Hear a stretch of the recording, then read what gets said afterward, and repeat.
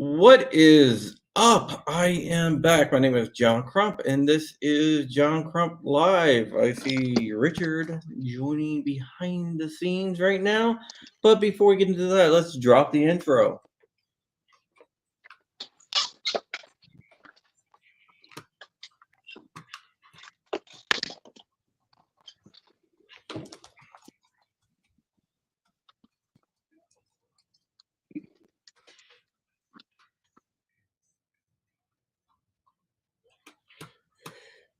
And we are live. How are you guys doing? And how are you doing, Richard Hughes? Wonderful, Crumpy. How are you? I am doing just great. So I threw on my not phone that I usually use to stream from Brave browser. I tested it. It worked. And you're breaking up. I don't know if it's me or you. Are you there, Walter Keller? I can hear you. Can you hear me? Yep, I guess that was Rich because you are not breaking up. Okay. Rich has been having all sorts of computer issues lately. It's not like he's a cloud engineer or something. Everybody wanted to talk to me at 5 o'clock. Everybody. So everyone wanted to talk to you? Yeah, everybody shows up to shop here at 5 o'clock. So you should have just fired Joe then. he'll be meandering through here pretty soon here. So he's still here. But projects. Speaking of projects, it's all due with projects too. So. Oh, what projects do you have going on? Oh no, I can't talk about. All right, you're being like me now. Come on. I have the rarest bottle of water in the whole country. Starbase? That's actually from Starbase. By someone that is awesome. One of my acquaintances that's been there was there at the last launch. Yes, and I've looked all over the place for this, the Gateway to Mars. There's not even empty bottles on eBay. So by the way, your storage is low on your computer. The what? Your storage. You're running out of disk space. Oh, you've already downloaded the contents on my hard drive, or is that one? Maybe. There's nothing that interesting in there, really. But not even where I got the bottle from. But no, oh, that's cool. No, they handed that to him when at that time when he was out there for the launch for other reasons. He wasn't launching anything, but cool. Anyways, yeah. So I like I said, I told Hank Strange, I said this is rarer than your Cybertruck that you want. So he asked me, is that in the refrigerator at the shop? I'm like, no, you're not going to drink it. You're not going to drink my cyber water. I almost bought a car this weekend, but I'm putting that on hold because I had to replace a furnace and two AC units. They had to replace what? My furnace and AC units. AC. Ouchie. Yeah, ouchie. The AC unit's going bad, so it was like $5,000 just to repair it. So like, screw it, let's just go. Get another one. Replace them all. You have gas heat up there? Yeah. Okay. And we're gonna replace the gas heater as well. Okay. Yeah, that's old, so might as well just get everything new. I'm one of the oddballs around here that has a gas furnace too. They don't have gas furnaces in Florida? Well, most people opt for electricity because that's just what they told. They get a heat pump. But I don't know. I've had in the past we've had issues with heating when it's really cold with the heat pump. So I opted for the gas. Yeah, we just replaced our water heater. It's an electric. It's a hybrid. Oh, really? Okay. So it has a tank, but it's also tankless as well. Okay, yeah, because we got rid of the tank water heater and got a tankless one, and my wife has always wanted one, and finally we were always told that because of the venting we couldn't do it, but the one that we got's got like power venting, and it sits right where the old water heater was. So the only problem with the reason why we didn't go with the full tankless system is this because of the size of my house, you would have to do multiple systems. Hey, look who just walked in here. He's who's that guy? Well, hello. Hello, Mr. Shooting Gallery. I can't hear a word he says. Yeah, he says hello, Mr. Shooting Gallery. Oh, I was gonna say I expect him to be just kind of. Did you tell him I told you to fire him? John says me to fire you. Wow. Okay. Well, he's had a couple of challenges over the last couple of days, but it's nothing that anybody else hasn't had. So minor setbacks. Yeah. We'll address them tomorrow. Yeah. Well, I'll see you tomorrow. All right. See you later, Bye, man. John. See you. He says bye. Tell him, told you I said bye. He's going home. He's got a good hour or so ride home. So he's a good kid. Yeah. He does whatever, he's eager to learn. So that's cool. Yep. And that's actually one of the things that's hard to find right now. People eager to learn, especially in like the trades, apparently. Yeah. I mean, they don't understand that once they get it figured out, the people with trades, they own the world. I mean, Walton is diversity hires. Yes. The DEI hire. Look, here's my theory on all that stuff. If you can do the job, I'll hire you. If you can't do the job, sorry, Charlie. I need somebody with at least a little bit of capability. Someone, Let me ask you a question. Did you? I know you don't watch The View, but did you see the clip of the lady from The View? The lady what? The solar eclipse, earthquakes, and cicadas on global warming. No, I didn't see that. No. And Whoopi Goldberg, at least she had the sense to say, that's not right. Those things have nothing to do with the environment. Like earthquakes are in the ground. They're not affected. The sun's in the sky. The cicadas, they're on a schedule that's been for millions of years. And she's like, well, I just know what I see. Now, she's an attorney. I thought she was a lawyer also. I don't know, but she was an idiot. Oh, you mean Whoopi Goldberg? No. No, Whoopi's like, no, that's not right. Whoopi called her out, saying that's wrong. There's nothing to do with the environment. Okay. The global warming is not going to affect the sun. The sun might affect global warming, but not the other way around. Lawyer and journalist. Okay. And you said there was the cicadas. I mean, it's something to do with. No, she said the cicadas. No, she didn't say cicada right. She said cicadas. Yeah, and we're talking about the big are emerging. So, for those that don't know, cicadas spend 17 years of their life underground. They climb up a tree, mate, and then burrow underground again. Really? Or die, and then the females put the eggs underground. So there's like 17, as they call classes, like you have a graduating class from your high school. Right. There's 17 classes, so there's 17. They spend 17 years underground and then mature, whatever.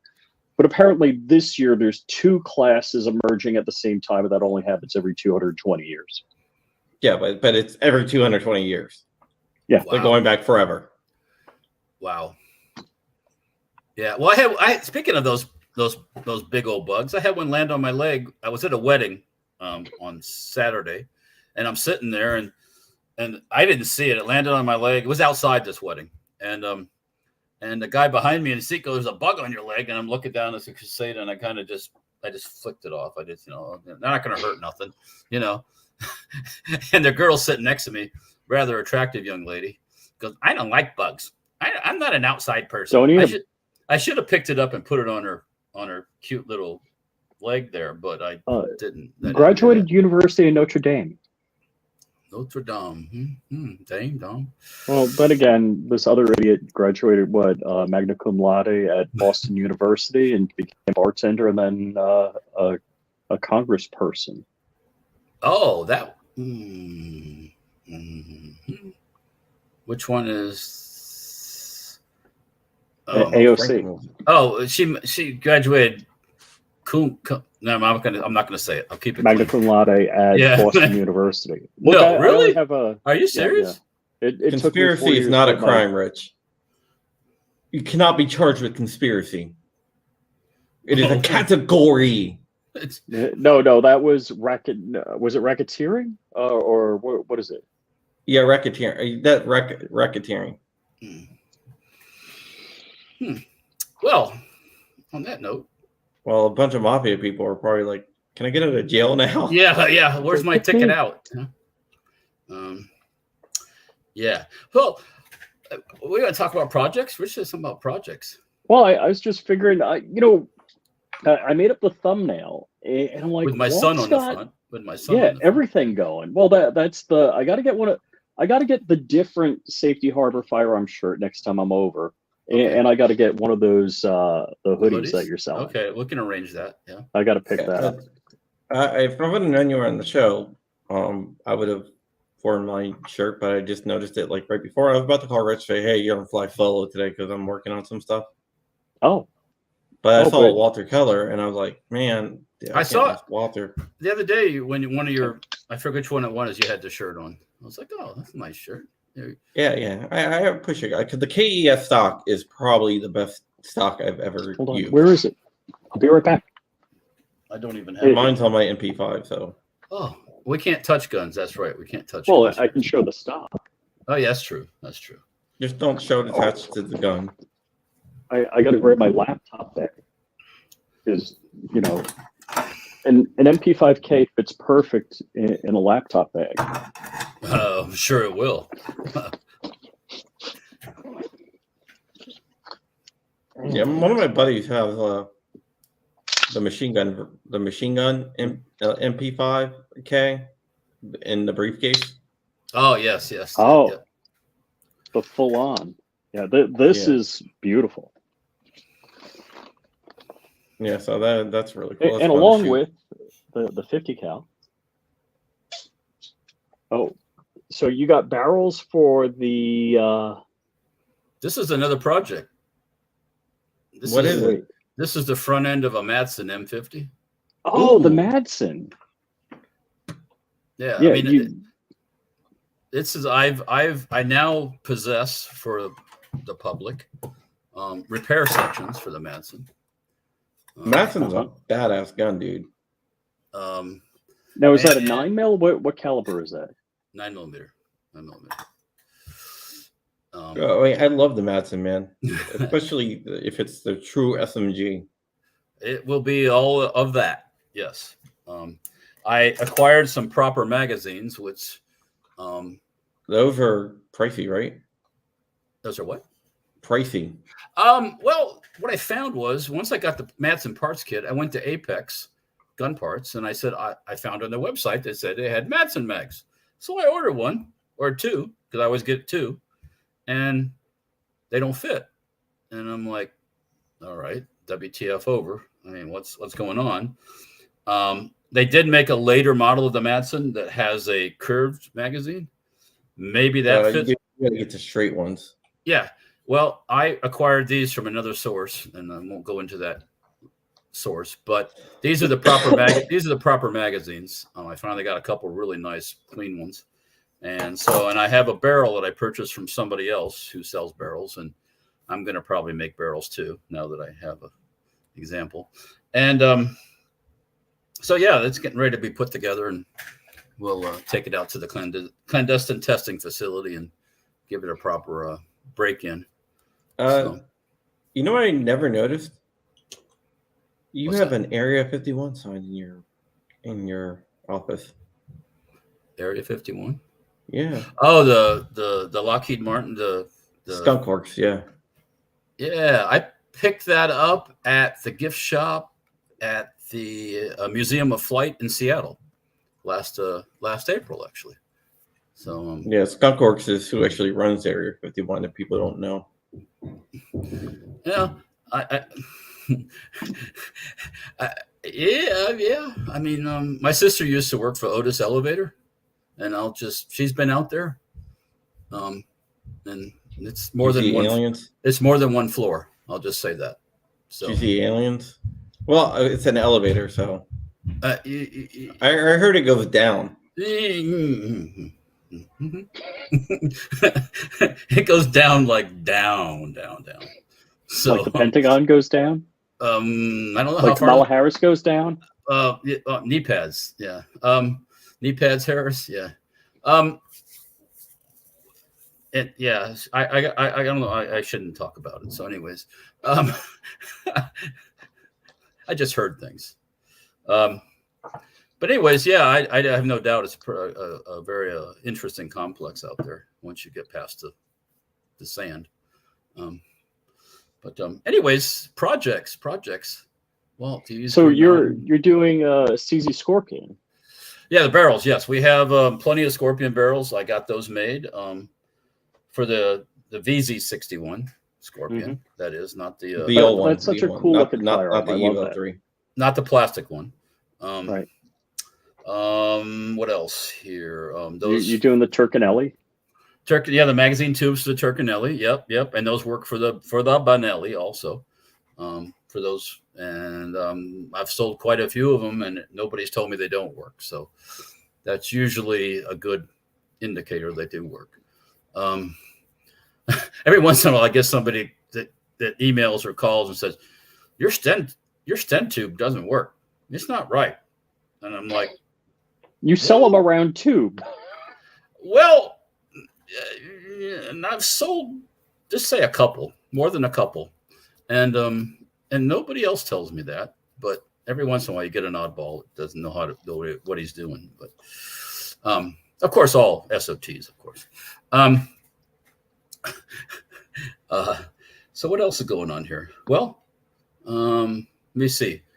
One broke milling machine. They told me the part was a lathe, which was $8,500 for a replacement CPU, for basically a PC. Build it out of Raspberry Pi. I'm going to have it repaired. There's a place here in Florida that repairs them, so I'm going to have it repaired. It's probably I mean, you're telling me it's an IBM, an Intel chipped single board computer. It doesn't look like it's not like a PC stuck in the cabinet. It's in its own thing, and yeah. But it's the machine. The Herco is Windows based. Oh no way!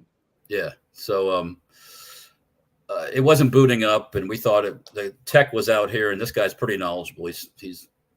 He didn't come out to actually work on the lathe. He came out to work on my milling machine, and he said, "Hey," I said, "I'm having this problem with the lathe right next to it." He goes, "I'll take a look at it." And he starts messing with, it's probably the CMOS or something, blah, blah, blah, blah, blah. And he's going through things, and he's like, "Well, I wish it was, but it's not. What I'm doing is not making it come back to life." It would go to a point when you boot up, and then it would go right back to the beginning, just over and over and over. So you got a boot loop. Yeah, a boot loop. You aren't getting the blue screen of death. So he tried this and he tried that, and the battery that's inside there was dead. He replaced the battery. That didn't fix it. It should be like a CR2032. What's that? It should be a coin cell, the CR2032. Yeah, it was like a watch battery. Like a watch battery and bigger. Yeah, exactly. And replaced that. That didn't fix it. So finally, it's like, you got something wrong with that. And so Herco wanted $8,500 for a replacement. And then he told me about a place here in Florida that does repairs and does updates and all this stuff for the Herco machines. So I boxed it up. I called them today, and they said, "Yeah, we'll take a look at it, and we'll give you a quote. We'll let you know how much it is." And so I boxed it up, sent it off. So. I mean, for something like that, and I don't know what's on it, if it has like a daughter board and that has all the opto isolated relays to run the lathe, but well, I mean, all the relays for the mechanical stuff, all the operations are separate. They're separate, like industrial style relays and all that stuff. I think it's just the brain, the program. I mean, those things are stupid cheap. Yeah, well, they're probably getting something white labeled from somebody else with, probably almost no magic on it. No, probably not. But the magic is the fact that they have it, you don't. So that's the magic. So like I said, I'll send it off, get it repaired. It'll probably be a lot less. And this guy's got a good reputation. He's not he's been doing it for like 25 years or something. So, yeah, what happens with the CNC machines after, say, 10, 11, 12 years, a lot of places consider them old, and yeah. I heard you. I didn't catch a whole lot of Hank's show last night, but I heard you talking about that. Yeah. And I guess, I look at what you have. I'm like, man, that's one hell of an investment, because you got 4 of those big CNC machines and a CNC lathe, right? Right. And that's a stupid amount of money. Is it? Are they all 10 years old, or? No, the milling machines are. I got those in 2020 during right as COVID was getting kicked off. So a little advice to anybody buying: don't buy your machinery during a pandemic, because yeah. But and then the 2 Haas's are a 10 and a 13, so they're older, but they're not ancient. They're not ancient. And the lathe I bought in 13, I believe it was 13 or 14. So it's working on 10 years old too. So yeah. But my machines don't run 24/7 or anything like that. Some shops run all day and all night. Yeah, you're just running like one shift. You're not running 3 shifts or anything. Yeah. We're not Chinese, so I don't have slave labor. So but yeah, still things they wear out. Look at a PC. I mean, you get 10 years out of a PC normally. Yeah, I mean, I've got a. I have had one that long. I mean, there's the ones that I've had have lasted 10 years, but. Yeah, I have, for my desktop, I have Macs, and so I've got a 2012 MacBook Pro. I retired like, a year plus ago. I'm now on a Mac Mini right now, but. I mean, I have a Mac too that I love the thing. It worked really well. I used to do the podcast with Hank with it, but it needs a couple things, and I got to take it to somebody and get it fixed. I'd love to put a laptop back. Laptop, yeah. So but anyways, so that lathe work stuff, milling machine stuff. I had the Haas service guy working on the big Haas last week. Haven't got the bill for that yet. Because there's travel time and there's time working the machine and there's it goes on and on and on. But I was at a point where I didn't know why it wasn't running right. I'd had somebody else in here that wasn't a Haas person, good guy, but we weren't getting an answer. And finally the Haas guy walks in and goes, I think it's there's an air cylinder that operates the tool changing arm thing. And he goes, I bet that's bad. And we replaced it and it seems to be running. So, cool. But once again, I haven't got the bill for that yet. So. Is that the same one that's been acting up? Yeah, that was the one that would run sometime. It ran for a week straight, and then next day you come in, you go to start it, and it stops right in the middle of tool change. Yeah, because I was joking. The one day I came by, it was cold. I'm like, it's probably just cold.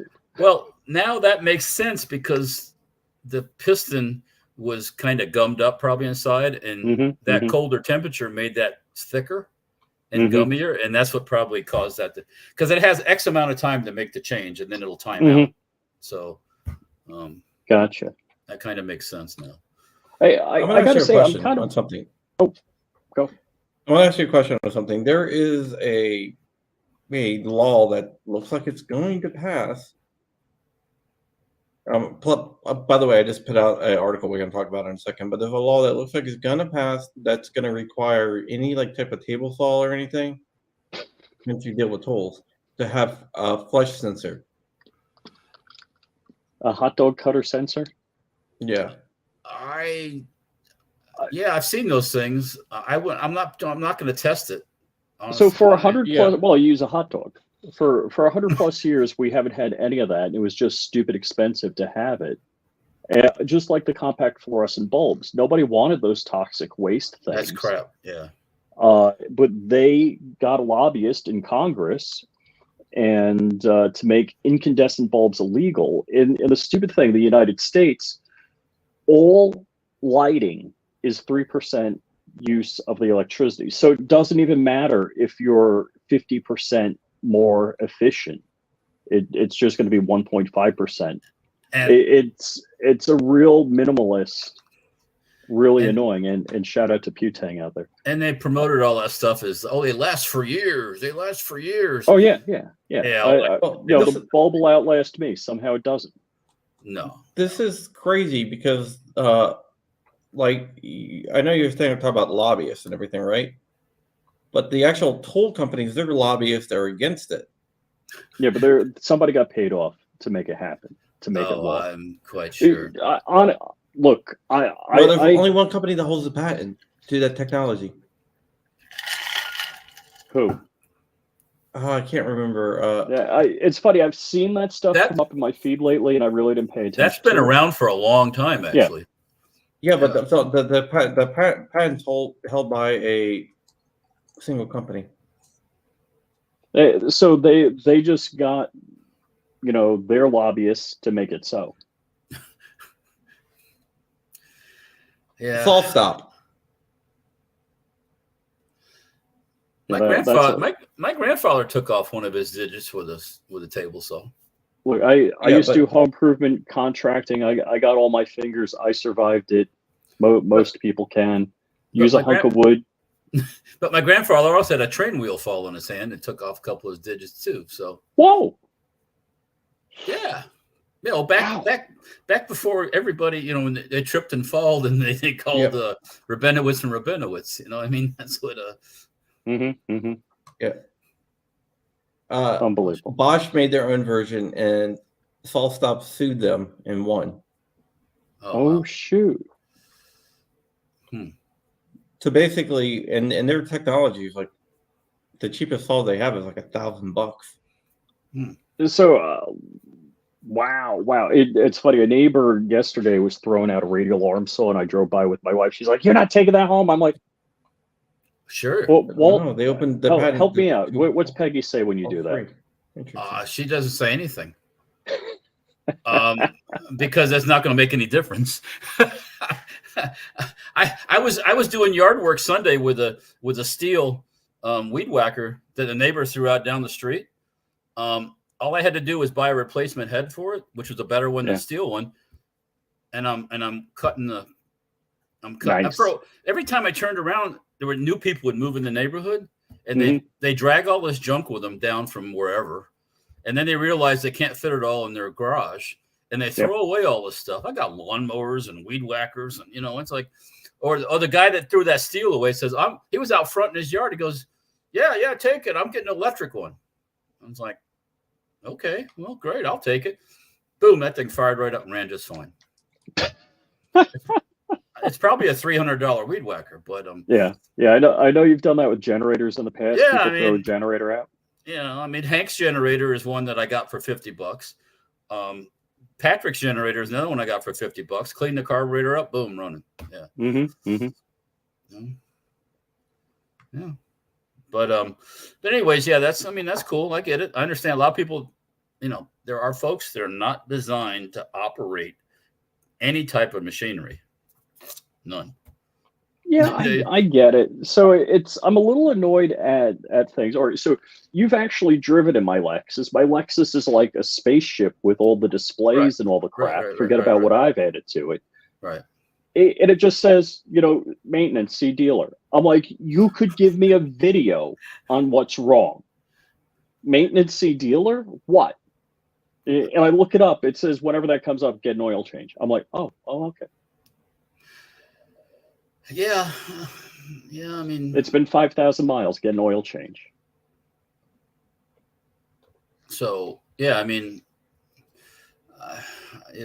see a dealer. Yeah, I mean, it could be lots of different things. You know, it could be something really simple that you can fix, but you know, it's not going to fix. No, I actually looked it up on like 3 different sites, including Lexus's own site. It's like the C dealer for maintenance is oil change.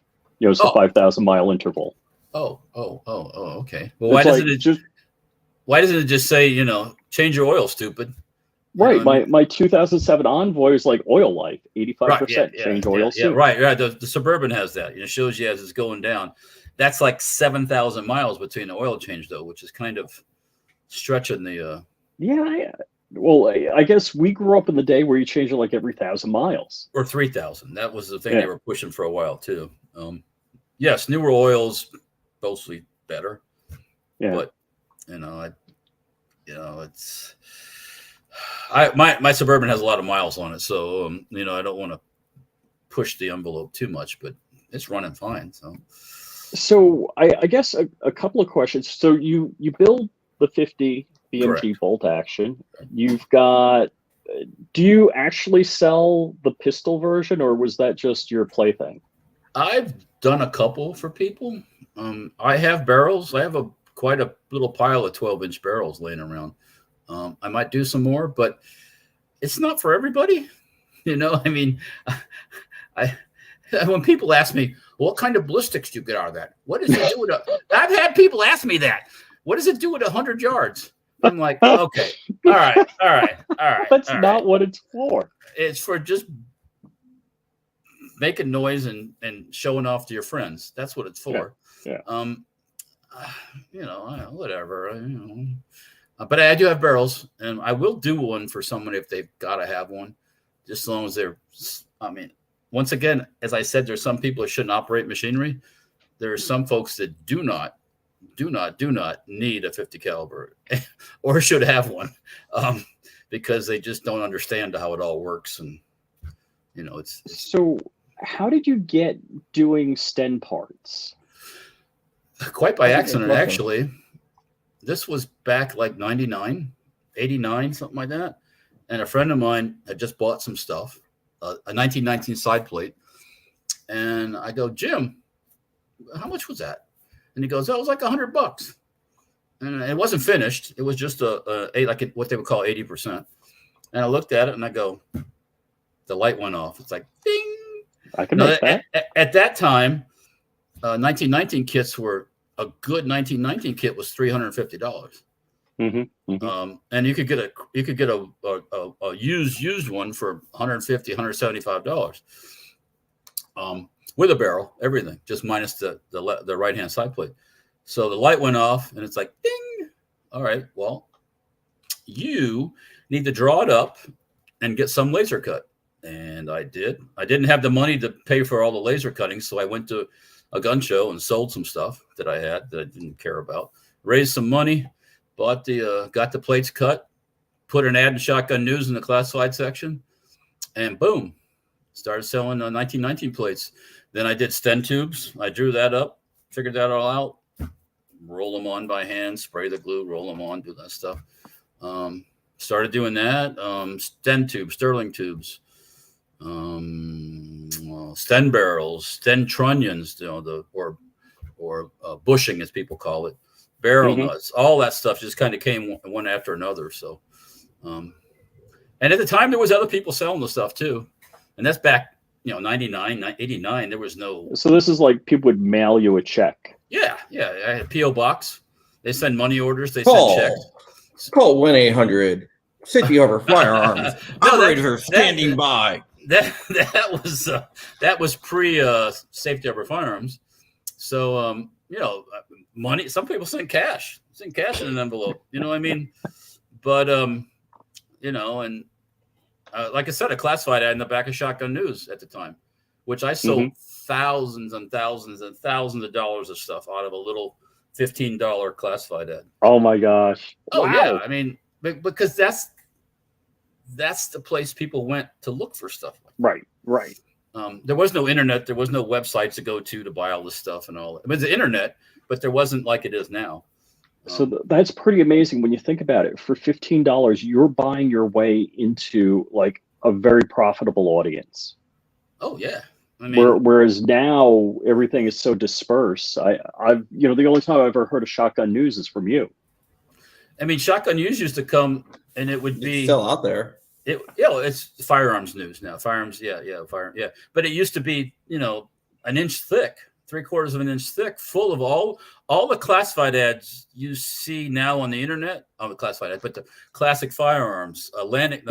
This before Atlantic, but a lot of these companies all advertised in Shotgun News before the internet came around. So, I used to buy stuff from Classic Firearms back when they were selling AKs and SKSs and all the parts and pieces for those. And so it's just Sarco. For everybody got Sarco still runs an ad in the firearms news. News, but I just got rid of the classified ad in firearm news probably 2 years ago. I had it running up to that point, and people were you still get stuff every once in a while in the PO box. Oh, that's funny. So, yeah, I mean, it's a different crowd. Yeah. That are building their own stuff, as you guys probably know. Or printing. Right. Well, now with 3D printing and all that stuff, it's a whole, you've got the younger folks doing that stuff now too. Whether they're printing that stuff or they're making, pencil holders or whatever. That was Inner Arms with the CIA front. Inner Armco, there's been different I don't know, Richard Hoffman. That question came up to him, and I'm sure there's always been front companies for the CIA. The CIA distributed thousands of these things too, the Madsons, because these things were back in the day. The Madsen was one of these like dirt cheap, super cheap submachine guns that you hand them out to this group and you hand them out to that group, and all over the world. That was the good old days. You know what I'm saying? Yeah. I mean, so the CIA supposedly at one time had like whole warehouses full of AKs that they acquired from places, and so with your business, you have a lot of different things. I know, like the Turcanelli. It's like, I could do this. Well, that makes sense. That was one of those things that was like, okay, well, I go on the internet. Let's see who's selling 7-round mag tubes and how much. Well, there's guys selling them. Most of them are out of stock. There's a guy that's selling titanium ones for $300 a piece. And I don't know what the fuck you need a titanium magazine tube for. I mean, you're going to save a half an ounce or something. I don't get it, But if you want that, go over there. I can get you one for $95 or $90 or whatever, depending where you buy it from. I've been selling them on eBay too, it's on eBay. It's like, yeah, there's other people selling magazine tubes, so will I. Boop. And oh, cool. But anyways, yeah. So it was just an opportunity I saw, and and nothing wrong about it. There's nothing saying you can't change yours to a 7 versus 5. That's just import rules, that the importers have to abide by. But, so what I'm getting at is it's kind of interesting how you do these things. It's not like you're doing a whole lot of market research. You're like, I can make that. Yeah, a lot of times that is. I mean, a new parts kit comes out on the market. Okay, like the Madsen. I started thinking about doing the Madsen before the frames and receivers mumbo jumbo started. And I had just gotten a quote back from the people that are bending those for me. I was just about ready to push the button.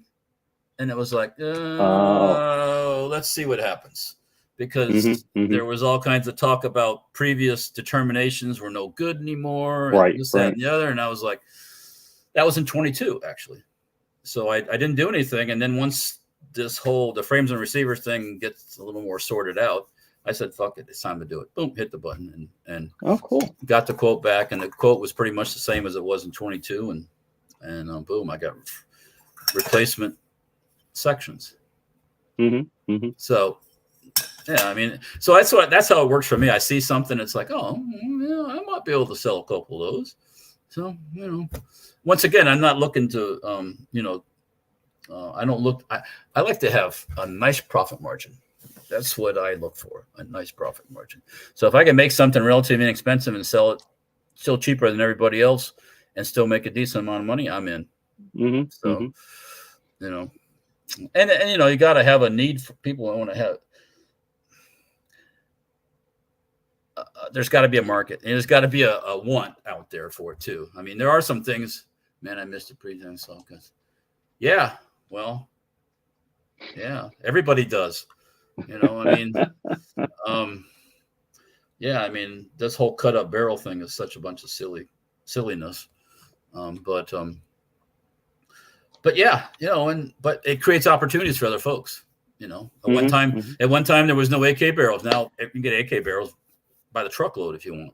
So, oh shoot, AK receivers. I mean, I bought AK receivers for $15 from like Centerfire Systems when they're on sale and stuff.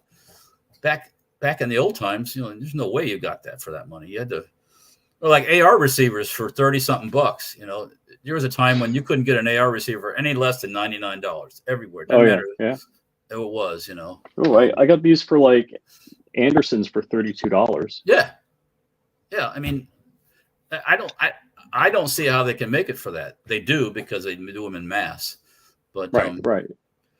Yeah. I mean, yeah, costs more money to buy 80% lower than it does to cost a finished receiver. So yeah, I got this 80% from Alex Precision Manufacturing. He did the Tusk lowers. And I mean, I don't know if I could say what he sold them to me for, but it was more than the finished one. Oh yeah. Yeah. Oh, hell well, back when they were threatening, when Biden was, I did my last run of AR lowers that are finished, and I made those from 80% lowers. And I bought some 80% lowers from Anderson, and I bought 100 or 150 of them from at one time. It was a really good price. I was like, wow, I'm in. Give me some. And but now, I can't sell my lowers for $35.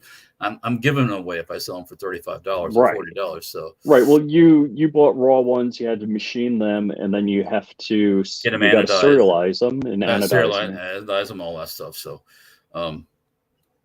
but I see it this way. We got an election coming up. It might get crazy again. And so, is there a new project on the horizon? Well, some little things of it. Well, major project? I don't know. Well, I don't know. You tell me. I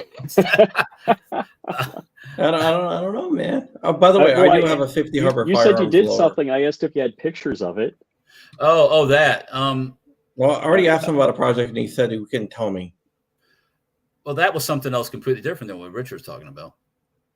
I've been helping secret projects. I've been helping somebody that is doing stuff with these guys. So, yeah, it's a long story. Are you building Elon Musk a gun? You're building rockets now? No, I wish. That'd be cool. It'd be like a von Braun kind of thing. You know what I'm saying? Right. It's funny you say that. Well, anyways, I can't talk about it. But anyways, projects. Well, your project you're working on, I helped. I got a pinky into that with some barrels and stuff that are sitting here. Oh, okay, yeah, the Gatling gun project. Yeah. The other one. So the other one is related to the Nylog, and that's not really. I don't say it's my project per se. It's somebody else is making some parts for that, but he hasn't finished everything he wants to do or he thinks he can do. So I was messing around with some Enfield drill rifles. I don't know if you guys saw that. Yeah, that's the other thing I want to talk about. Yeah, you got cool stuff going on with that. Yeah, so when I saw a drill rifle, I didn't realize that meant for military drills that it. Yes, yeah, like, marching around. Drill rifle a tool? What is that for rifling? I'm like, well, I didn't know what that was. They were supposed to be drill rifles, But You didn't when know they what a bring them drill here, rifle they was? what's that? Rich didn't know what a drill rifle was? No, I didn't know what a drill rifle was. Just marching around and but when they brought those drill rifles here, they drill a hole in the receiver and put a rod in there and weld the rod in to deactivate them. Now they still want you to provide you still have to be an FFL to purchase them. Really? So, yes. Yeah. It's kind of Doesn't make any sense. well, look who's doing this stuff. So I'm looking at them going, you know what? I'm going to get a couple of those and see if we can reactivate them. So the reactivating part is making them to 45 caliber, 45 ACP to feed off of a 1911 magazine. There's kits out there you've been able to buy in the past, like from Mauser Actions, to do that. But I don't know if anybody's. Well, back in World War II, the Delisle carbine, which was a suppressed Enfield action in 45 caliber, you see that they got the big funny looking suppressor that's instead of a barrel. That was kind of the inspiration of the idea behind it. So yeah, we bought a couple. Chris, who works for me, bought one. We bought some barrel blanks from Green Mountain. We're waiting on the chamber reamers to show up so we can do the chambers. I'm going to make mine. So it's a 17-inch barrel, right? I'm going to shorten the wood stock and everything and leave everything like a little Enfield. I'm going to shorten everything down. That way I can still put that big old long bayonet on the front if I want to for fun. Okay. Plus leave some threads in the front for a can. Chris wants to make the British messed around with that Delisle idea, but with a Sterling folding stock on it, and he wants to build one of those. I'm not that patient for all that, but that's one of the projects that we're kind of. Now, is that going to be a product, or is that just something you're doing in the shop? Maybe the Magwell adapter, machined out of aluminum. Maybe that. I don't want to get too deep, and I'm not going to be reactivating Enfields for people. No. Okay. No, I don't That think would so. be cool, though. But everybody's got different ideas of what they want. And it'd be hard. The drill rifles are also missing little parts and pieces. Like the two that we got were missing the actual safeties and the safety levers. So we had to buy those and add those. Little things like that. The magazines that normally would attach to the bottom of the Enfield, they had no internal parts, so they didn't have a spring and a follower. Because you don't need that. You don't need that when you're doing drill stuff. Right. These all came out of India, these rifles. So, and they were Indian made. Isophore? Can you say that? They were Indian made? Indian made, yep. That's pretty cool. Yeah. The one I have was made in 1920, and I think it was turned into a drill rifle in 37 because they mark it differently. Oh. And another thing I bought was a Enfield shotgun. So what they did with the Enfield rifles is they turned them into 410 shotguns. And the 410 cartridge is, do I have one around here? Oh, it's out there. It looks like a 410 shotgun shell, but it's got a different shape to it. So you can't just drop in an American 410 2.5-inch round and it won't go off. It won't fit. So I found some of the original, they're actually made in Pakistan, POF, Pakistani Ordnance Factory 410 rounds, and I've taken it out and shot it. It's fun. It's kind of cool with the brass cases and all that. But I also have a reamer on order for the 410, and we're going to ream it out to 3-inch 410 so I can use normal American ammo. Runs with an Enfield version of the Obrits. Which one is that? I'm not sure what that one is. So that was kind of a. And what I bought was from Center Fire Systems, one of these 410 Enfield shotguns, and it arrived and it's pretty fugly. I mean, to be honest with you, the stock was pretty rough and the metal had pitting and but I also at the same time bought another drill rifle with the idea of taking the stock off the drill rifle, putting on the 410 shotgun, swapping a few parts around, and for about $210 I got myself an Enfield 410 shotgun combining the two together, both with FFLs. They all have paperwork, all that stuff. And that was kind of just I remember back in the day when they were selling the Enfield shotguns, and they were really nice looking, but I didn't buy one back then. It was like, well, like if you look at like Iraq veterans videos, they're shooting one. He's shooting one. It's already been bored out for the standard 410. Oh, okay. And it's a clean looking, nice, shiny blue thing, And what we did with mine was just blasted it and put it in the park tank and parked it. It looks good. I mean, I could show you if you weren't on this firearms restrictive medium. Yeah. But no, it works fine. It's fun. I mean, hardly any recoil. It's Patrick shot it. Patrick liked it. That's a video. You see my video, me bayoneting the steel plate? Yes. Yeah. That was my. Actually, I forgot that the steel plate was behind the cardboard, and that was a real reaction when I hit it. And then Patrick, he like laughs, and I just go, "Oh, fuck." It bent the end of the bayonet like this. It didn't break off. Luckily, it just bent.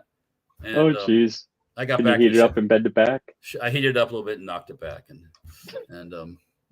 but that thing's working on 17,000 views. So. Oh, that's funny. Yeah, I got called Florida man and everything else, but yeah, it's cool. No worries.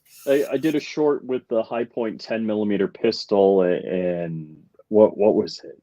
I forgot whose audio, so I'm just stealing people's audio and throwing but people are hating on that, and I'm getting so much views and interaction on it. It's good. It's like it's all good. It's all good. It's all about getting that that engagement. I give them, tell me I'm this and I'm that. I give them the thumbs up. It's cool. Yeah. I don't Dislikes and likes are treated the same exact way. Well, it's funny. People are cutting on like, you need to get a better gun. I'm like, you think this is the only gun I have? Yeah. It's all good. I was really surprised. I was hesitant to put that video up because I didn't know what people's reaction was. And I put it up, and it took off like a rocket. I was surprised how many. It's like going up. I'm like, yeah, it's cool. Well, what's really funny is we had the. I was telling.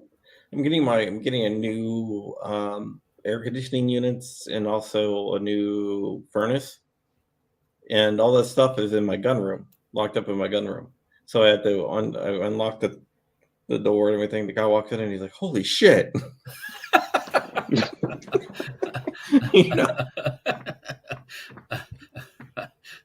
Yeah, I get. That's like Joe. Joe starts working for me, and here at the shop, I have a little bit of ammunition, and in ammo cans and everything, And he's like, "God, you got a lot of ammo." It's like, I could use more. I mean, you can never have too much ammunition. Come on, Well, look, when a deal comes through, that was my words of wisdom last night on the channel. I said, when ammo comes, when you get a deal on ammo, don't pass it up. No matter what you do, don't pass it up. I mean, it seems like 9mm target ammo, like a good price is 26 cents a round. Not remanufactured, but original. Right. And I remember before COVID hit, it was like November, December. I'm like, 1,000 rounds of 9 was 19 cents. I'm like, that's not a bargain. I got $130 for 1,000 rounds shipped before COVID. And that I usually hunt around a little bit for ammo before I buy it. I just don't hit the first thing that pops up. And Patrick came across a deal for the gun shop that he's doing gunsmith work for, with some 30-06, some 9mm, and some 303 British. I'm like, how much? I'll take it all. And it was a really good deal. He kept the 30-06 and the 45, and the 303 Brit. I took what a friend of his wanted some, and I took the rest. It was really inexpensive, and it's it's old, Pakistani Ordnance Factory, like from '64. But who cares? It's in the original. A couple of them are sealed in the original crates and the tins and everything. It's like, oh yeah. I mean, I could flip it. Hank's like, sell it. It's like, no, I'm not selling that. Hey, if you don't need to sell it, why? Besides, I got a Bren gun kit that I might weld together too. So, if you put the Bren gun together, you could shoot 500-600 rounds in one gathering, and you need 2,000 or 3,000 rounds just to have. So, yeah.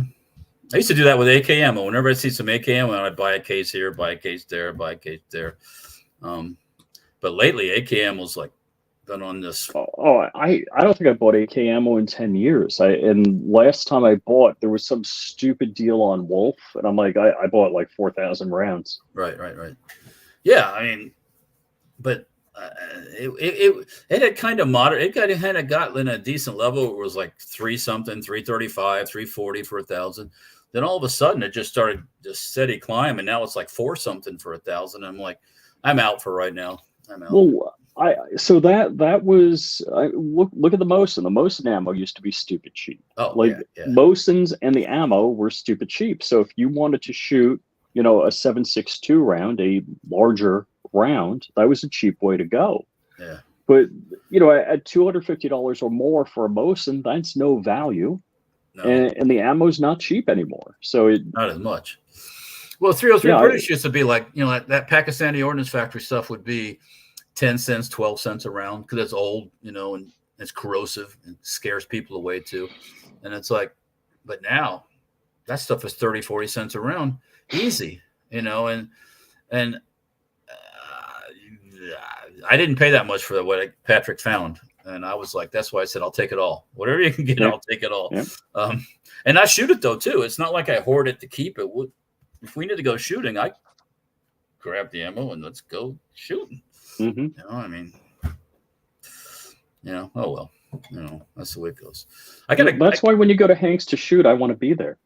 Well, the last time we went with the AUGs, I got ammo raped at that event. I brought my own ammo.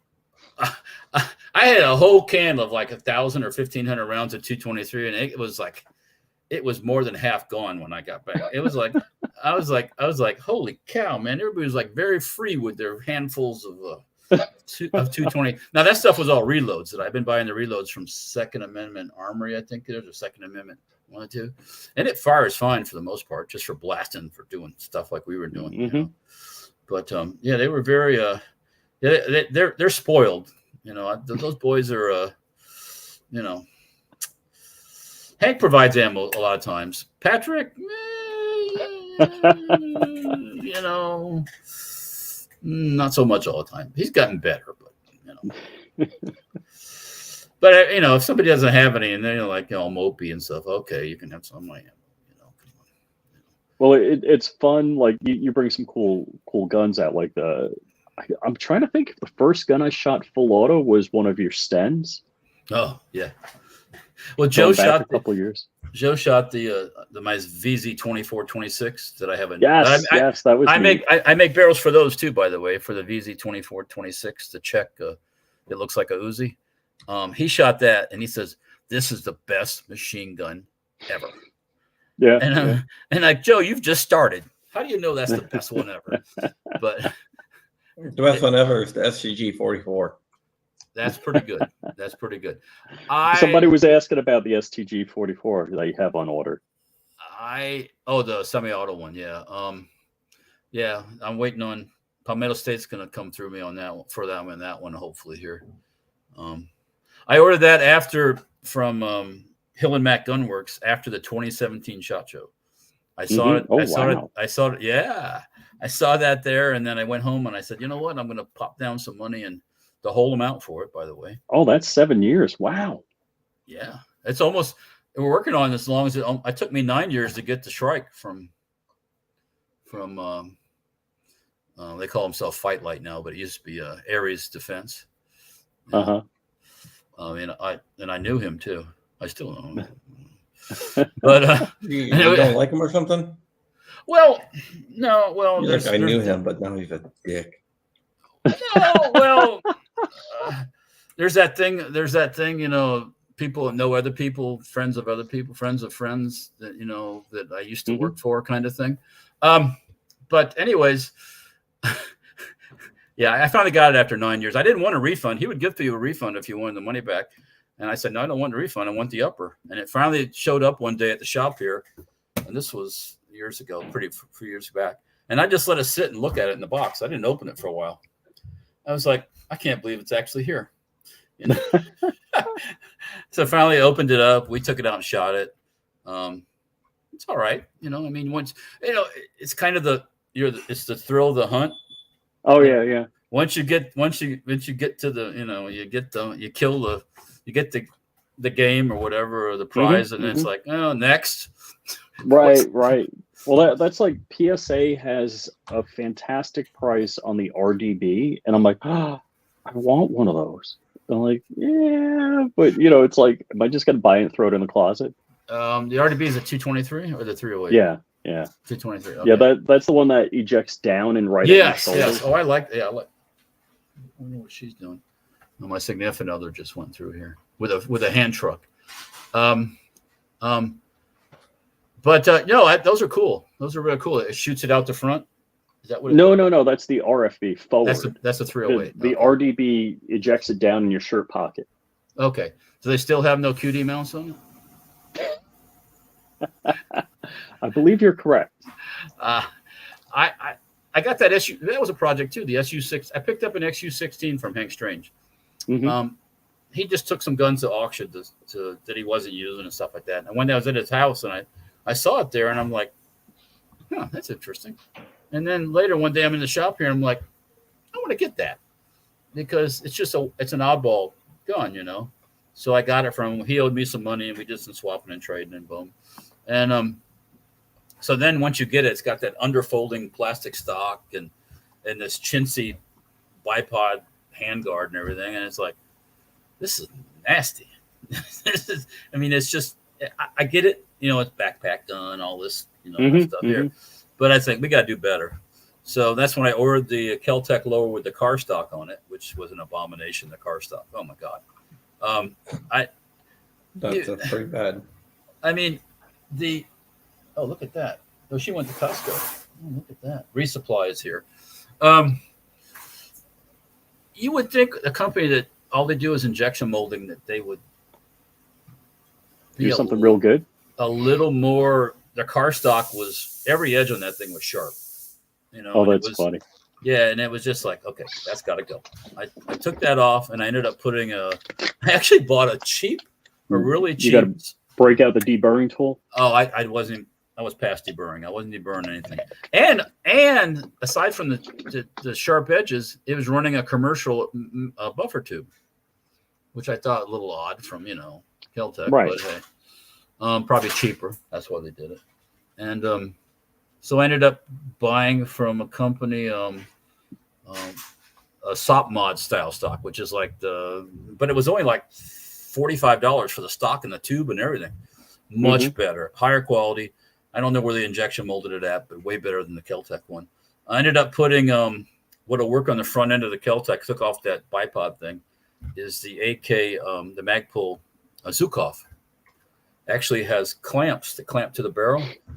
It went on so easy, and it's so much better than now it made the gun heavier and all that stuff, but it went from being just really freaky, ugly duckling thing to something a little more usable, and everybody goes, wow, that's better.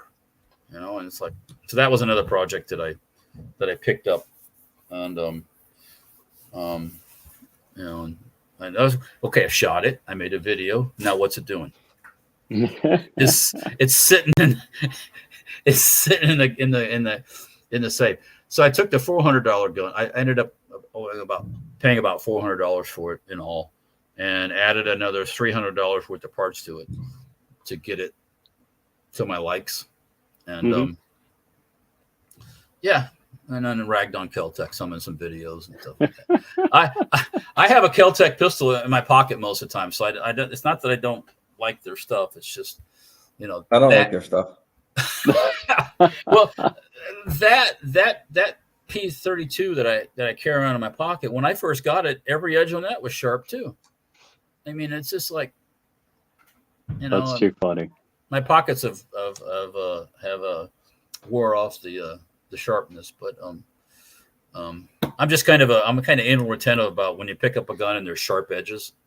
Oh, for sure. Yeah. You shouldn't have to deal with that. So it's a Caltech, man. Have you ever watched the show Live on Patrol or Live PD? I used to be on.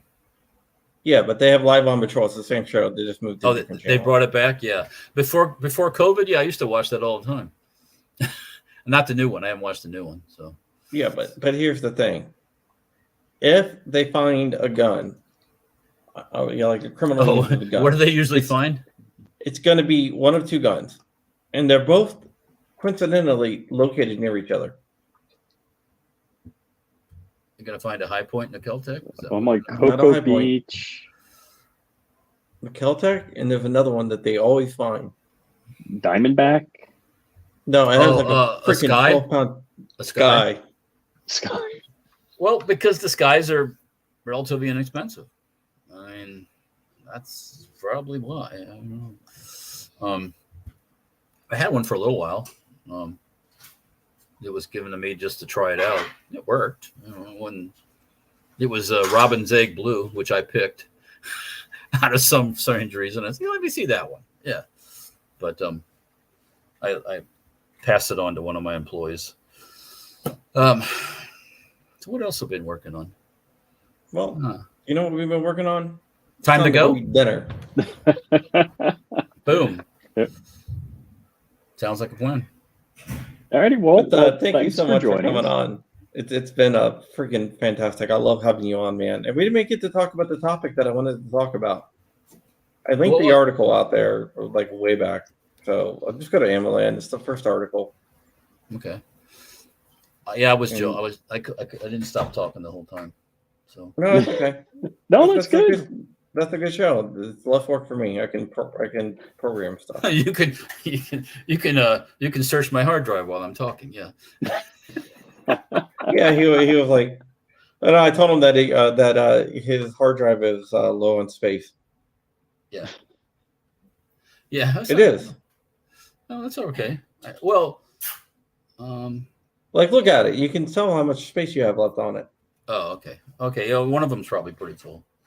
I don't know. I got bigger fish to fry right now. So, no, StreamYard reports that. Oh, okay. Walter Keller has low storage space. Oh, because it does a local recording. Yeah, I do have low storage space. I'm running an old processor. That's what it is. An 8086. You're going home. I'll see you at home. Okay. All right. Very well. Thank you. You're welcome. Oh, one more thing. We have one other thing. Walter, Nice Strike One says Walter needs to get Joe to watch more movies. When I was like, "Have you ever seen Star Wars?" No. What? Oh well. Okay, I'm not Star Wars. I'm not that bad. I don't watch a lot of movies, and there's some of the classic ones I haven't seen either. But but I think Joe didn't see Die Hard. There's a couple. I'm pretty familiar with Star Wars stuff because I have a family that's very Star Wars-ish. So, all the movies, all the toys, all Friday nights. There's the Bad Batch. On which is the animated thing that's running. Oh, right now. The new season comes out soon. Oh yeah. So I watch those. I enjoy that stuff. The Bad Batch is a really cool. It's a really good series. Yeah, those guys kind of remind me of my friends. Okay. Well. I want your SAT 50 magazine fed, saving the money currently. Okay, well, we're making stuff right now here. I'm putting things together, so we are building more uppers. So just a little bit of barrels. I got to get more longer barrels and 29-inch barrels and stuff like that. But still, I have a good lead on barrels now, so that shouldn't be an issue. Yeah, that's me.